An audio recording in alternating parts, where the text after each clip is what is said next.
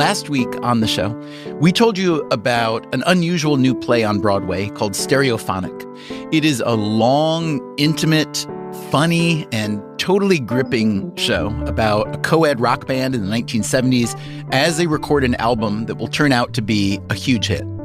Stereophonic itself has turned out to be a huge hit.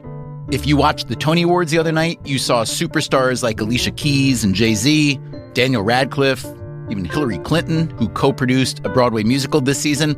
But it was Stereophonic, the play with a bunch of nobodies, as one cast member said during the Tony Awards, that stole the show, winning 5 awards. Here is the playwright, David Adjmi, accepting his award for Best Play.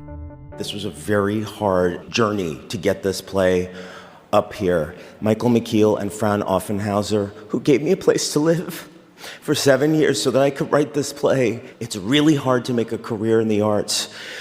We need to fund the arts in America. It is the hallmark of a civilized society.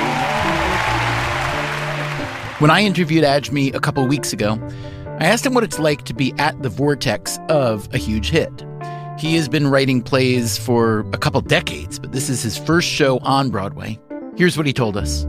I feel like I've been in a car accident. We all feel that way. We're just totally dislocated. It doesn't feel good. It feels weirdly bad. I have a little bit of a hard time believing that. No, I know. Everyone does.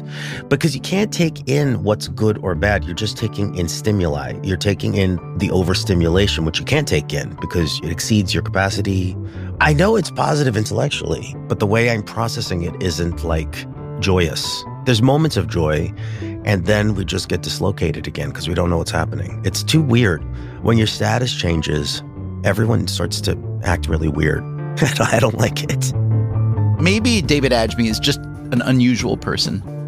Or maybe the people who create theater are an unusual people, tuned to a different frequency. Why else would someone try to make a living in an industry that is so financially precarious, even in the best of times? And these have not been the best of times. I'd say our costs have gone up about 30% since the pandemic. So today on Freakonomics Radio, will the success of Stereophonic help change this grim future? It's not that we're waiting for the audiences to come back. It's that the core audience entirely has shifted.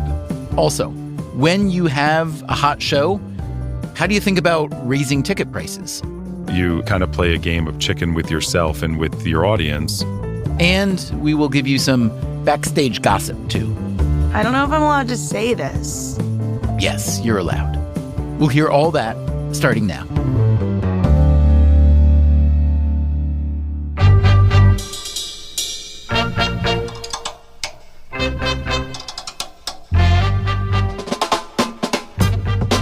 This is Freakonomics Radio, the podcast that explores the hidden side of everything, with your host, Stephen Dubner.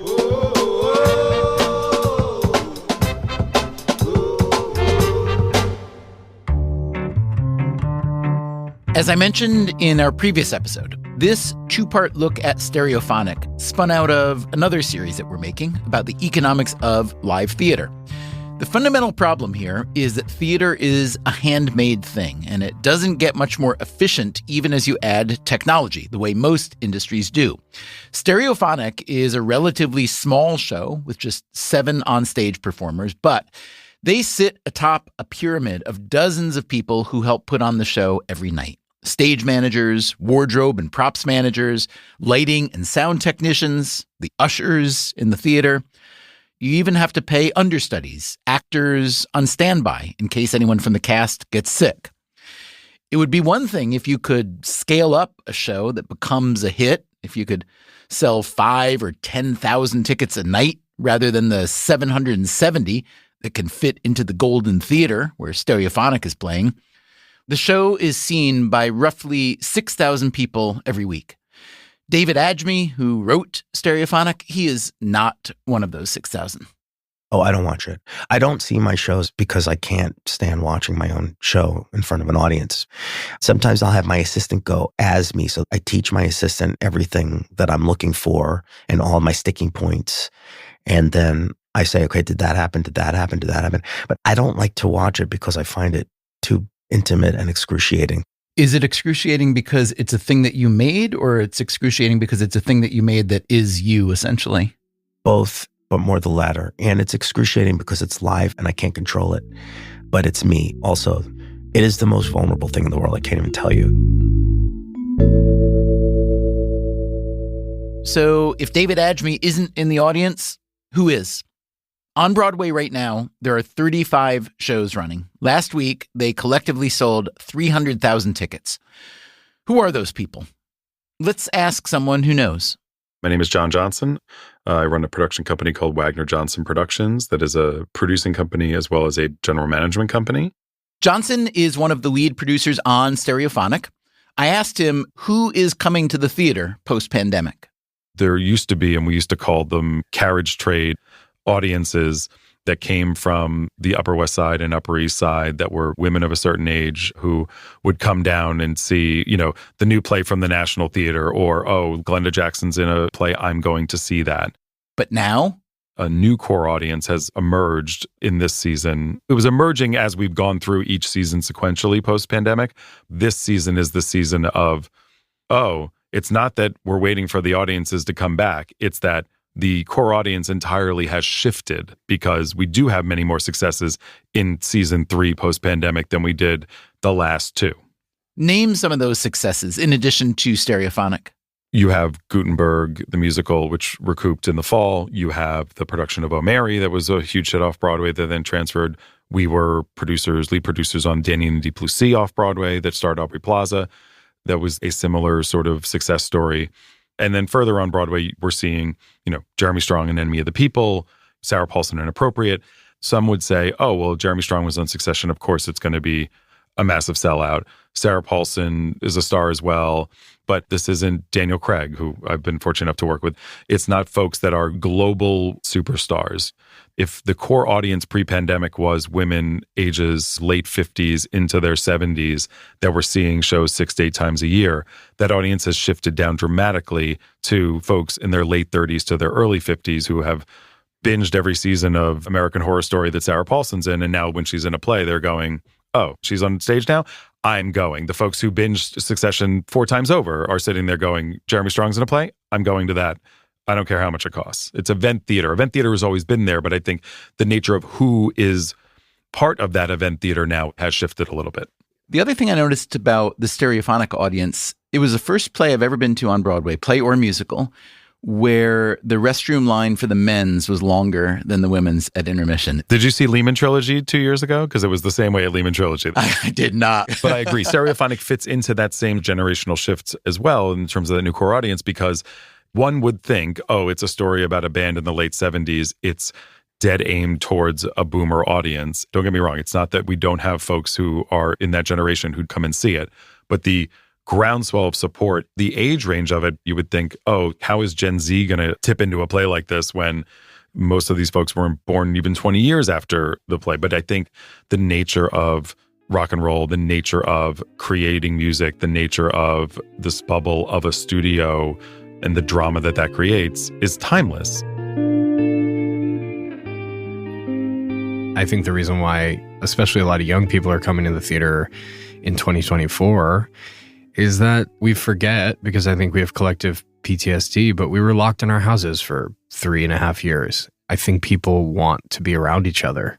That is Tom Pasinka, the actor who plays Peter, the leader of the band in Stereophonic. The band is never named, but they do bear a firm resemblance to Fleetwood Mac. Peter and his girlfriend, Diana, are at the center of a lot of the show's drama. The entire cast has remained intact since the show began last year off-Broadway at the nonprofit theater Playwrights Horizons. Off-Broadway, it felt very, fake it till you make it. You have to construct intimacy. You have to construct chemistry. I always say that on Broadway, if you had seen it off-Broadway, I think you're going to see a much tighter knit group. Sarah and we didn't know each other at all. I'm Sarah Pigeon, and I'm currently in Stereophonic playing Diana. We've done 50 performances, and if you count previews, close to 70. We did 70-something performances at Playwrights and 20-something previews. No one's taken the show off yet. Are you kidding? Not at all. At Playwrights, we canceled the first preview because I got sick. And then we canceled the fourth to last show because someone lost their voice. So we've only missed 2. There's sort of been this agreement that unless you're deathly ill, you'll be on the stage. So you have a bunch of pissed off understudies. I don't know. You'd have to interview them. I mean, I think it just requires a different type of stamina. Live theater has been declared dead or dying for years. We have TV and film, and now we have an endless stream of entertainments and distractions, most of which require much less effort and coordination and investment than live theater. So what would be lost if live theater did disappear? I think a certain level of discipline, a certain level of technique, a certain level of lineage would be lost. Working as an actor in the theater, it requires different muscles than working in television and film. You have to do 8 shows a week. It's the first time I'm really doing that, and my body's breaking down. That's just not what happens when you work in front of a camera. You get to go nap in your trailer for 4 hours until they call you to set, and you're there for less than an hour, and you shoot 4 or 5 takes, and then you're done. In this job and how taxing it can be, 8 shows a week, and then our show comes in a little over 3 hours, and there's singing involved and screaming and laughing and smoking, and I don't have much of a life. I have no existence really outside of the Golden Theater on 45th Street. Your off day is Monday? Monday. You have a Sunday matinee, then no Sunday night show, is that right? No Sunday night show. So what do you do between the time you're done Sunday afternoon and then Tuesday evening show? I beat feet out of Midtown. Sometimes my mom comes into town and we get a nice dinner somewhere and I sort of blow off some steam. There's just no time to do that when you get home at 11 o'clock. Like, who wants to have dinner close to midnight? And then Monday is spent sleeping. I haven't done laundry in a really long time. Do you eat healthy? I love food. I like healthy food, but recently, because of the schedule, I just find it quite difficult to find something that I want to eat before a 3-hour show and sometimes 2 3-hour shows.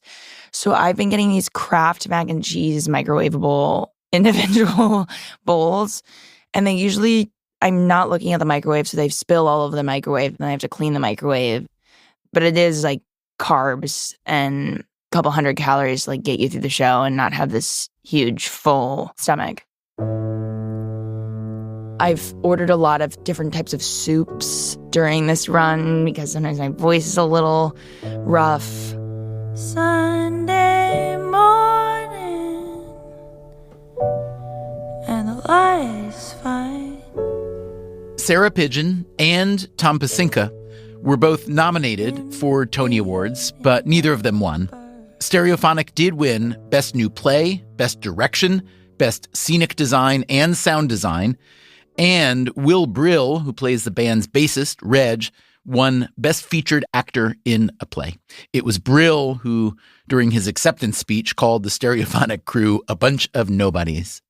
I think awards are really important for the artists. I find them quite stressful and I find them quite difficult because there are always thousands of people who've worked so hard and they are not recognized. That is Sonia Friedman. She is another lead producer of Stereophonic, and she is one of the most successful theatrical producers in the world. I watch these artists work really, really hard and try to find the beauty in what they're doing, but they aren't always kind to themselves in the process. We're in a very, very, very difficult world. And what Stereophonic, if nothing else, reminds me is that whilst we're making art, we must also do everything we can to be kind to one another. Is Stereophonic to some degree a metaphor for what you and your colleagues do all day, every day? I mean, one great thing about the theater or any of the performing arts, but that is also a challenge, is you need to do it live and do it well every time, because last night's performance might have been great, but that's not what tonight's audience is seeing. I think what it is just very honest about how we make work. And that what an audience will see isn't always the mechanics of how messy it can be and how relationships can be really, really fractious off stage, and then they come on stage and nobody would ever know. I could tell you so many secrets about chaotic relationships that happen in the wings and then they come on stage. Well, let's have a couple. And now I'm not going to give you any, but that's the illusion of theatre and that's the magic of theatre. There's this invisible magic line between the wings and on the stage, and they are two completely separate worlds. You step over that line and that's where the magic happens, right in front of you. And then you step behind that line and it's not always as magic. After the break, we step behind that line.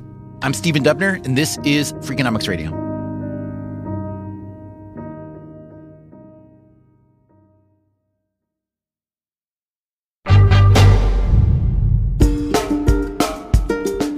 Sonia Friedman has been producing theater in London, New York, and elsewhere for more than 30 years. Her shows have won dozens upon dozens of major awards. The other night, her shows won 9 Tony Awards, 5 for Stereophonic and 4 for the revival of Stephen Sondheim's Merrily We Roll Along. She's had several other shows on Broadway this season, including a new drama called Patriots about the rise of Vladimir Putin. She has also produced the long-running Harry Potter and the Cursed Child and the very long-running Book of Mormon. Normally I'm producing upwards of 12, 15 shows across the world. And what is Friedman's advice for a would-be producer? You should be, as a producer, as interested in the business side of it. One of the reasons why I've had longevity in the industry is that I'm as fascinated and interested with, the numbers. I will do all my own budgets. Before I set out to do a show, I'll be the one that sits behind a computer and literally bashes it out. I need to understand where the show needs to sit in terms of what scale theatre and what the whole model of it needs to be in order to make it viable. Does it happen now and again that there's a show that you're dying to produce, but you just can't make it work financially in the theaters that are available to you? Yes. How often? It's becoming more often now because everything is getting more expensive. In London as in New York? London is still a better economic model than New York, but we're creeping up. I mean, we've gone up 21% our costs since COVID. But New York's probably 40 or something. New York is about, it's hard to put an actual figure on it, but I'd say our costs have gone up about 30% since the pandemic. And why is London's economic model for theater better than New York's? When I first started producing in New York, taking into account the exchange rate, New York was about 3 times more expensive than London, and it's now about 5 times. The play that would cost me 1.5 million in London will now have to be capitalised between 7 and 8 million in New York. And because of the weak pound, that's really, really expensive for us. And the difference, why? I mean, it sounds implausible for two things that are so similar in such seemingly similar places to be so... It does, because it's exactly the same show. It's the same set, same group of actors on the stage. So what's driving it? Absolutely everything is more expensive over here. What's the biggest difference? Is it the real estate, the renting of the theater? The unions, number one. Look, I'm not anti-union. That's just a fact. How many unions would be typically involved in a Broadway show? I'm going to say a number, and then I might have to come back and correct it. I think it's about 17 unions. There are actually 13 unions. For instance, IATSE Local 751, which represents box office treasurers, and Theatrical Wardrobe Union Local 764, which represents wardrobe workers, and the Guardians, who supervise child actors. So that's, the unions. Yes, the real estate, it is more expensive here. It just is. The advertising is very, very expensive. The shops that build the sets have become much more expensive since COVID because of the supply chain issue. Hires of lighting, sound, all of the video equipment, the deals for the star actors, they know their power, they know their worth. Everything is more expensive, and it's much, much harder, therefore, to take creative risk here in New York, and which is why Stereophonic is beautiful and wonderful, but it's an outlier. it's not the norm. Do you think it bodes well for the future? Look, I think every season you have to have something like a Stereophonic where you can prove that you can do shows on Broadway and they can have a financial model that can withstand the costs of New York. So how do you withstand the costs of New York? By selling as many tickets as you can at as high a price as the market will allow. The average price of a Broadway ticket is around $125, but premium seats can sell for multiples of that. And it's up to people like John Johnson to set those prices. There's definitely a little bit of feel to it as opposed to the ticketing companies for concerts or sporting events in terms of the algorithm. But that's because they're dealing with 25,000 seats in an arena or 50,000 seats in a baseball stadium or 80,000 seats in a football stadium. Here, we have 800 seats a night, or in terms of Stereophonic specifically, 770 seats a night. And I guess it's always tricky when you're selling an asset that's so perishable. For sure. We will have premium pricing now that ranges anywhere from $249 on a Wednesday matinee all the way to $349 on a Friday or Saturday night. So Stereophonic grossed nearly $800,000 last week, which is, a really good number, but it's still, not nearly among the leaders in grossing. Correct. I'm sure some of that is size of house. Maybe some of it is ticket price. I don't know. How do you look at this as an asset that you're trying to properly price and, extract the right amount of return on? We priced the show to move early on because we knew that while it was a white hot ticket at Playwrights Horizons, the only way that we can get it back is that if the houses are full, that the word of mouth can continue to spread. And how do we jumpstart that? And we jumpstart that by saying, we're just going to price the show to move. We had preview pricing that was $40, $80, $120 to start for the month of April, but you have to catch up to it because now we can get $229 for them. You kind of play a game of chicken with yourself and with your audience for something like Stereophonic because it's an unknown title. Obviously, it's getting more well-known. But two, it does not have a major megastar in it. It has a group of incredible rising stars, but they're not household names. The way that we get there is by getting people in the door and really building to that moment. Additionally, we have about 30 to 50 Tony voters in the show each night, and those are comp tickets. We have tons of press who also are seeing the show for free for that New York Times feature that's coming, or that TV booker for Live with Kelly and Mark, or Jimmy Fallon. Or that pesky podcast. Exactly. How often do you reevaluate your ticket pricing and strategies? Is it a daily thing, a weekly thing? I would say a couple times a week. You see how the show sells, you see where it goes. We're not going so out of control of sitting there on a Sunday morning, pulling levers and twisting knobs there. It's usually like a Monday, Wednesday, Friday type thing. So Stereophonic was originally booked into the Golden Theater for a relatively short run, but you've already extended that a couple times, now at least until early 2025. Could you envision this show playing on Broadway for years and years? I mean, in my wildest dreams, sure. The surprises are what keeps every person that you probably talk to on this podcast coming back. Because as much as, yes, it's hard and yes, it's expensive, when something like that hits, it makes everyone just go, yes, this is why we do what we do. We just keep saying over and over again, when will it slow down? When will the sales slow down? When will it sort of stop? And it just has not yet. We are going to scale. We're going to have a London production. We're going to have a first-class national tour, etc. There's going to be a film, I understand? There's lots of interest in the film. And would an initial investment in the theatrical production get me a piece of that or no? Doesn't get you the right to invest in it. They have the right, but not the obligation to invest in London. They have the right, but not the obligation to invest in the national tour. But there's a firewall there for any movie. The standard number you see is that only around 20% of Broadway shows recoup even their original investment. Based on people I've been speaking with and based on some personal exposure, I wouldn't be surprised if 20% is actually overstating it. But whatever the case, most Broadway shows lose a lot of money for their investors. Does it even make sense to call it investing? Should I think of it instead as essentially a way of supporting the arts with a small chance that I'll actually get some money back?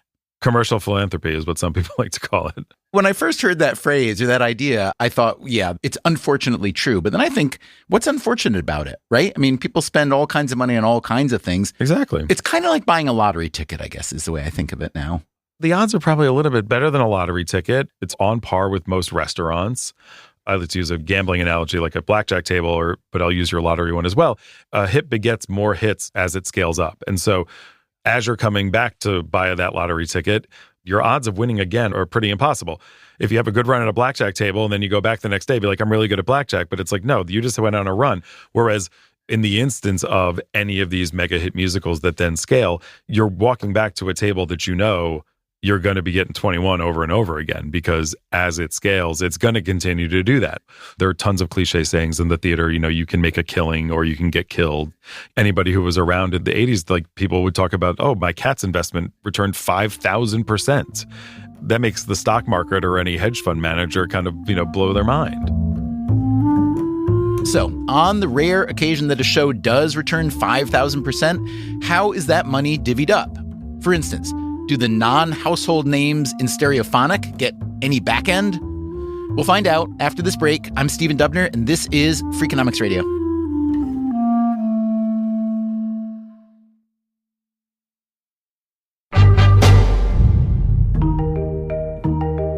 The new hit Broadway play Stereophonic is about a band getting famous as they're in the studio making their second record, and how their relationships ebb and flow and sometimes crater as they are beset by the fame.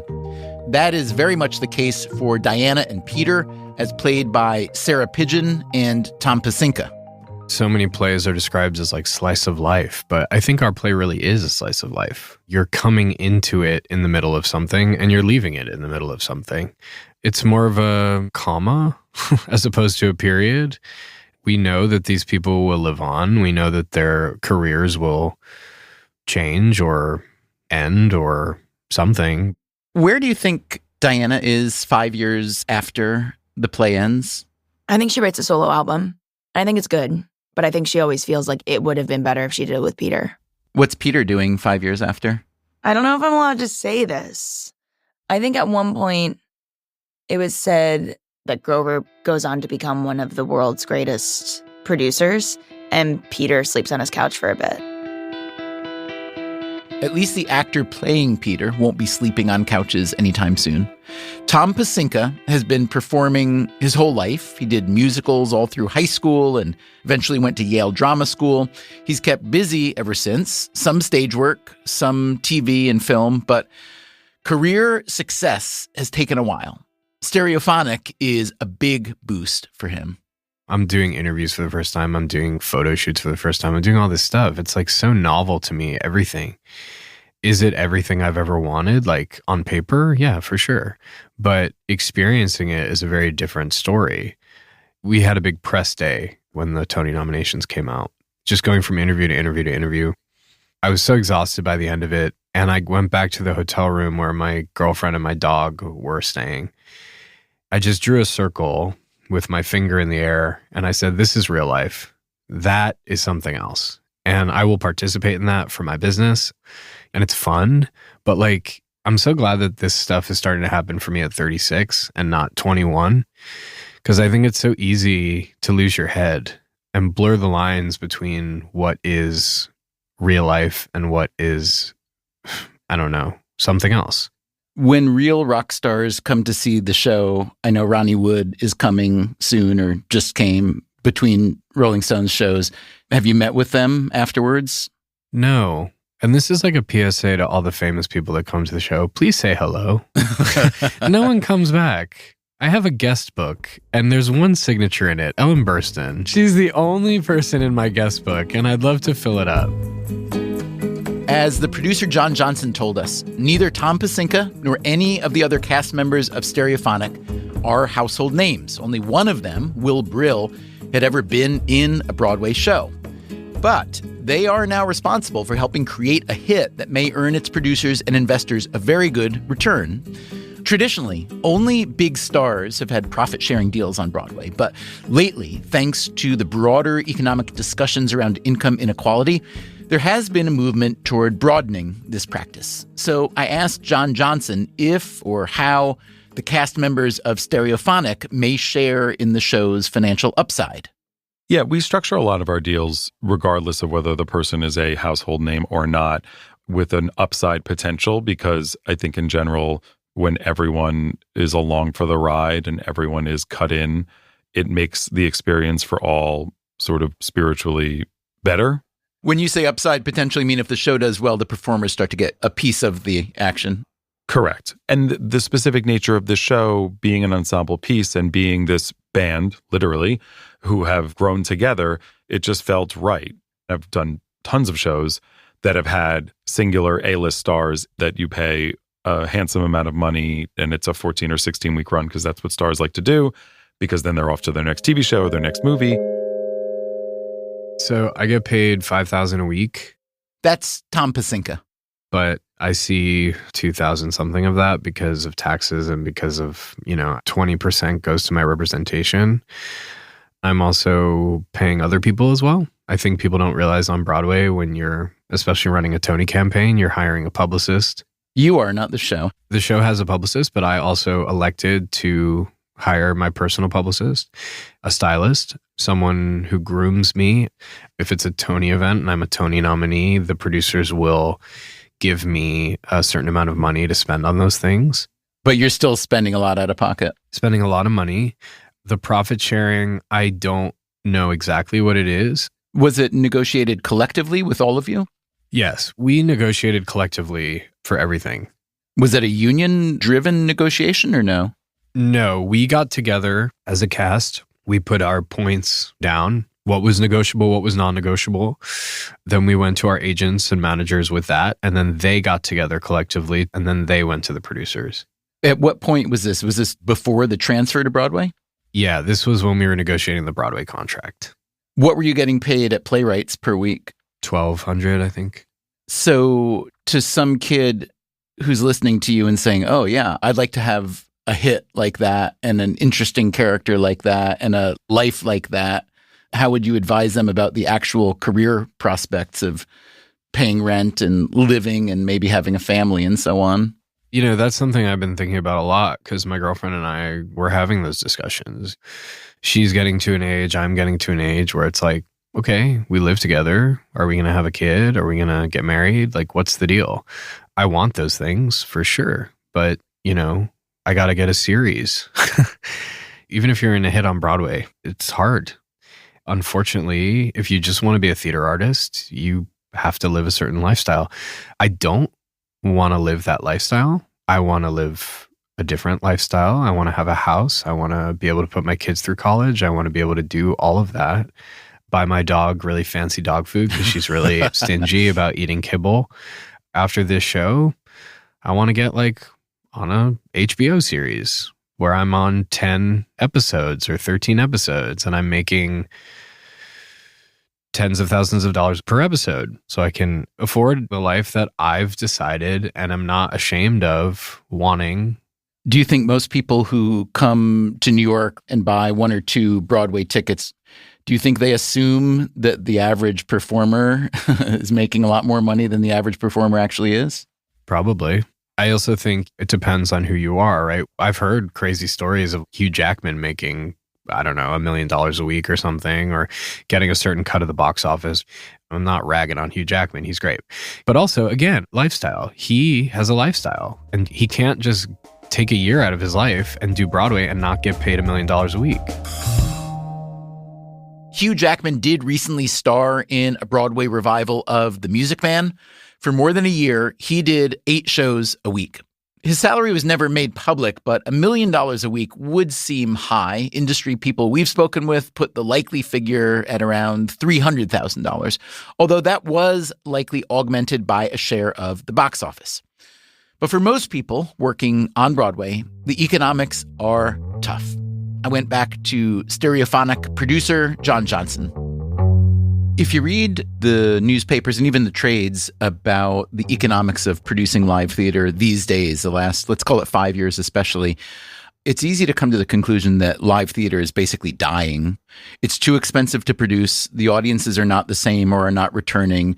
There are too many countervailing forces. Unions have too much leverage. The theater owners have too much leverage.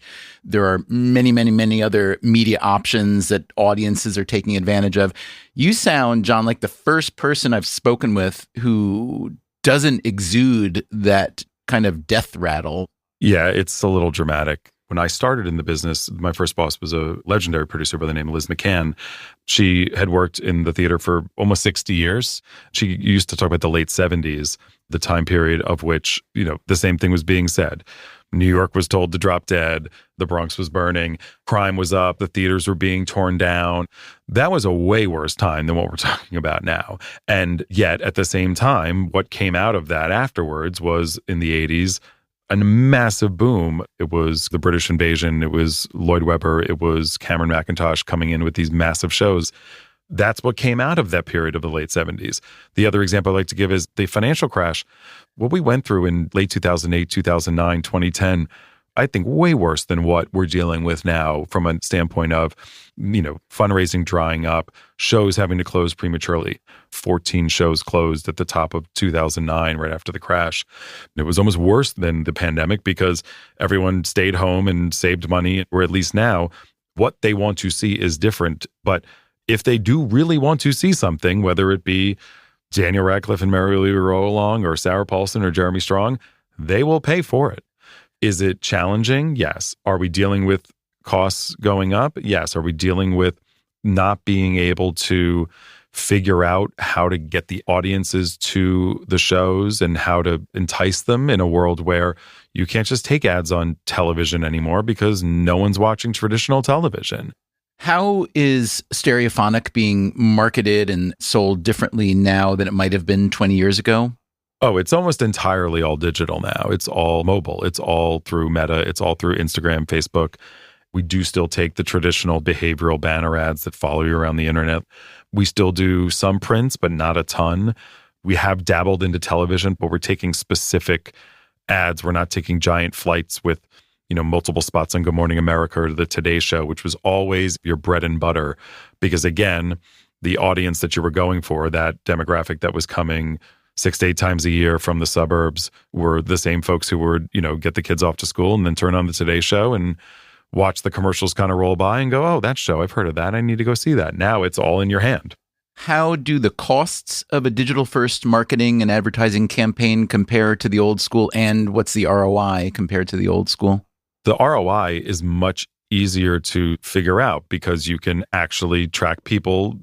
Our zip code reporting is way more sophisticated now than it was before, whereas you had to blanket the market with something and then you didn't see a direct correlation. Now it's less things, but you can still see how your raps jump due to specific things of press, like a CBS Sunday Morning piece, or if your stars are on Morning Joe. There are fewer things that give you that pop, but at least if I'm on Morning Joe, then we're going to have a good day at the box office. There are other ways in which the theater industry intersects with the larger entertainment ecosystem. Here again is the producer, Sonia Friedman. If you look across Broadway and the West End over the last 50 years, a lot of the new shows have come from studios, Universal, Fox, MGM, and Netflix are going to be no different in that respect. Friedman has already worked with Netflix twice. The first was turning a Netflix property, Stranger Things, into a live theatrical show in London. With Stranger Things, actually, we went to them. It was a very, very specific challenge about, can you put sci-fi on stage? It's a actually surprisingly emotional story about a little kid who's metaphorically and literally got a monster growing inside of him. And how does he beat this monster? It's a very, very simple yet universal tale we're telling, but we also wanted to see whether we could go for it, technically. Go for it in the most extraordinary way. Netflix loved the idea and they became our partner on it. And theater for them is relatively cheap, considering their scale. I would have thought so. But, it's all relative to me. When Stranger Things comes to Broadway, they will be our partners, and I have to make sure that the financial model still makes sense. So that's one way for Netflix to be involved in live theater. But there is another way. Consider Sonia Friedman's recent production of the play Patriots on Broadway. It was written for the stage by Peter Morgan, best known for creating the Netflix series The Crown, and Netflix is a big investor in the Broadway show. With Patriots, that was absolutely driven by Pete Morgan. And Netflix wanted to support the Patriots' journey. I think they're going to make it into a film or something, but I can say no more beyond that. Would you like to be involved in turning Stereophonic into a film or series? Of course. I think it would be a fantastic series. I've heard a little talk about you producing more TV, film. Would you like to be a full-blown producer in that realm? I would do it, but I don't want it to be what I do because I love theatre every single night. Who knows what's going to happen? Seeing the audience, just feeling and hearing. When I make TV, I've done a few. It's really exciting, but then it's done. It's always slightly anticlimactic when it comes out on telly and you go, oh, that's it. You sit there at home on your own, with a box of popcorn, and then you look at Twitter and go, okay, so that's happened. Where's the adrenaline? Where's that extraordinary cortisol hit that you get with theatre, which is you literally walk in and my heart beats faster and it's terrifying and it's wonderful. I mean, particularly with shows which have a lot of technical challenges. Is it going to go wrong tonight? Are we going to get through it? When I have 9-10 shows running at any one time, I will not be able to go to sleep in London until the curtain's at least gone up in New York, just so I know that's happened. And then I'll usually wake up in the middle of the night just to check that they've gone okay. And that's how I've lived my life for 20 years. And then we had the pandemic. And I think that everything came into stark relief, as we all know, for the world. And you had just opened Leopoldstadt, the Tom Stoppard play in the West End. Just opened Leopoldstadt exactly about 3 or 4 days beforehand. I had another 17 shows across the world. It was, obviously sort of shocking. And I, frankly, as I talk about it now, I still can't quite believe it happened to us all. And I got quite heavily involved in the lobbying. And yeah, I read that you lobbied the UK government for COVID relief funding for the theatre sector. Very much so, yes. It was a moment where I had to actually figure out what theatre meant to the world. Why theatre? Why culture? Why arts? When we were going through this absolute crisis, the very model for us, which was bringing a group of people together in a closed space, indoors, sharing an experience, that whole idea was under threat. But in those dark hours, it became quite clear to me that theatre will never, ever, ever, ever die. It's absolutely essential for our mental health and our ability to communicate with one another, our ability to have empathy. We do something beautiful and unique, which is we allow people to come together, share an experience, go on a journey, think about the world in a slightly different way, and in the majority of cases, feel a little bit better about the world. And then, I put on my political lobbying hat. We also feed the economy. We also feed the ecosystem around the towns and the cities, and we feed the bars and the restaurants, and we create employment. We are more than just a luxury. We're at the centre of every policy, and I'm talking to the Labour Party at the moment in the UK about all of this because they get it. They get it. And they'll soon be in power. Oh, I expect so. And in America and in the UK, the fact that theatre and artists have to still fight for their relevance, the fact that we still have to fight for the right for children to see shows, to read plays, to study art, to study music in schools is so short-sighted because, almost every great person who walks the planet has had some experience as they grow up of being in a school show, being in a school play, or going to watch one, and it can change their lives. On that note, the changing of a life, I went back to David Adjmi.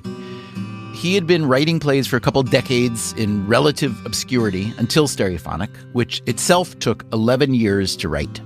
The whole thing was written very freely and very experimentally, and I didn't know what the structure would be early on. I just had these scenes, and I didn't know how they'd go together or what they would be. I don't know. I just follow my intuitions when I'm working. So much of it is non-rational. It is just me kind of like tracking these characters and saying, well, let's see how far I can push this. It seems to me that the way you're describing writing is, and maybe this is just because the way I think about writing, having been a writer my whole life, is that, this is how you write. You look for ideas, you find a whole lot. Most of them are terrible. You throw them away, and then you sit with them and you let the unconscious come in, and then you keep doing research and thinking and talking to people. But then what you try to create is an original thing. Whereas much of the theater that I've been seeing over the past year, especially in pursuit of this series that we're working on, feels, what's a non-pejorative way, constructed. I understand there's a big market for that, probably a much bigger market for that than there is for your kind of writing.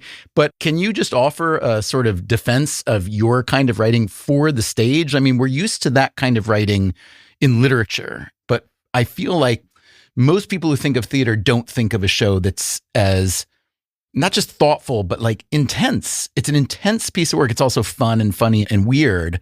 But why is there not more of this? I don't know. I mean, I love Goethe and German Romanticism. I can hear all the commercial producers' ears dropping down now. Never mind. And Strindberg and stuff like that. O'Neill. I mean, the great plays, the great, capital G, great plays are very, very freaking intense plays. They go to the bottom. And I think most playwrights don't have the courage to do it, or they don't have it in their genetic material. They don't have it in them. And I always did, and I always felt like a weirdo, because in the end, that stuff is really scary, and it does scare away theaters. People don't always want to feel too much. They want to go home and have their dinner after a show. They don't want to be ripped open. And I do think the function of art is to discomfort the comforted. And so that's what I'm going to do.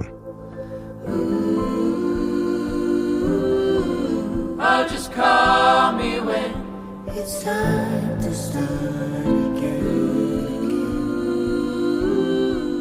Thanks to David Adjmi, along with all the performers and producers of Stereophonic who spoke with us. As I mentioned, we are working on a broader series about the economics of live theater that'll probably come out sometime in the fall or winter. In the meantime, I would love to hear your feedback on these Stereophonic episodes and what you'd like to learn about in that later series. Our address is radio@freakonomics.com. Also, feel free to tell your friends and family to listen to Freakonomics Radio. That is a great way to support the podcasts you love. Coming up next time on the show. I mean, this is not just a mistake. This is a crime, and this is something horrible, right? Imagine you are a big brand that hired a celebrity endorser, and that celebrity does something terrible. What happens next? Not what you might think. That's next time on the show. Until then, take care of yourself. And if you can, someone else too. Freakonomics Radio is produced by Stitcher and Renbud Radio. You can find our entire archive on any podcast app, also at freakonomics.com, where we publish transcripts and show notes. This episode was produced by Alina Kullman. Our staff also includes Augusta Chapman, Dalvin Abawaji, Eleanor Osborne, Elsa Hernandez, Gabriel Roth, Greg Rippin, Jasmine Klinger, Jeremy Johnston, Julie Canfer, Lyric Bowditch, Morgan Levy, Neil Carruth, Rebecca Lee Douglas, Sarah Lilly, Teo Jacobs, and Zach Lipinski. Our theme song is Mr. Fortune by the Hitchhikers. Our composer is Luis Guerra.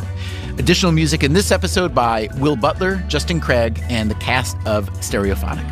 As always, thank you for listening. If anybody ever says no to me, that's when the green monster comes out. Wait, the green monster is envy. Is that what you mean? No, sorry. The Incredible Hulk. The Freakonomics Radio Network. The hidden side of everything. Stitcher.